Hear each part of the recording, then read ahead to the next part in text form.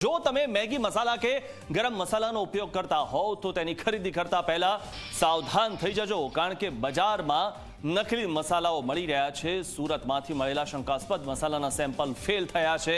Maggi મસાલા, Everest ગરમ મસાલાના sample fail થયા છે અને ફૂડ અને પોલીસ વિભાગે આ કારખાનું ઝડપી પાડ્યું છે। એવરેસ્ટ અને મેગી કંપનીના નકલી મસાલા બનાવતા હતા અહીંયા, અને એ સમયે તંત્રએ શંકાસ્પદ મસાલાના નમૂના લઈને તપાસ માટે મોકલ્યા હતા, જેનો રિપોર્ટ આવી જતા તે નકલી હોવાનો ખુલાસો થઈ ગયો છે। નકલી મસાલા બનાવનાર સામે પાલિકાએ કોર્ટમાં કેસ કર્યો છે।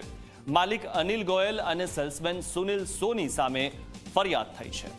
તો આરોગ્ય સાથે આ રીતે ચેડા થતા હોય છે, અને મહત્વની વાત એ છે કે જે મસાલા આપણે દરેક વાનગીઓમાં વાપરતા હોઈએ છીએ, રસોઈમાં સૌથી વધુ વપરાતા હોય છે મસાલા, અને તેમાં જ આ નકલી મસાલા મળી આવ્યા છે। ફૂડ અને પોલીસ વિભાગે આખું કારખાનું ઝડપી પાડ્યું છે। મેગી મસાલા અહીંયા નકલી બનાવવામાં આવતા હતા, ગરમ મસાલો પણ અહીંયા બનાવટી હતો। આ વિશે વધુ માહિતી મેળવી અમારા સંવાદદાતા ચેતન પાસેથી। ચેતન, વારંવાર સુરતમાંથી નકલી વસ્તુઓ મળી રહી છે। ગઈકાલે પાન મસાલા મળ્યા હતા, આજે મસાલા મળ્યા છે।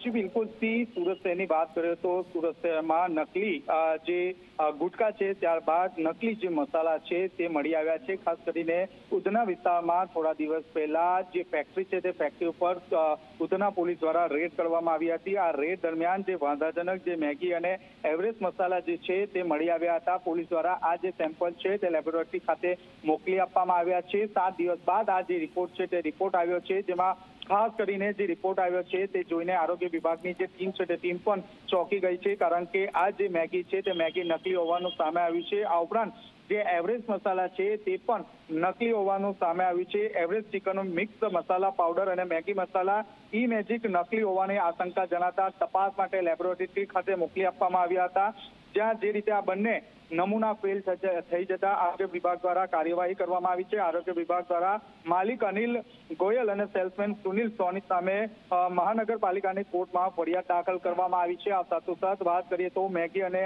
એવરેસ્ટ મસાલા મળી કુલ 24 લાખનો જે ડુપ્લિકેટ મસાલા જે છે તે પણ કબજે કરવામાં આવ્યા છે। જી જી આભાર ચેતન, માહિતી આપવા બદલ।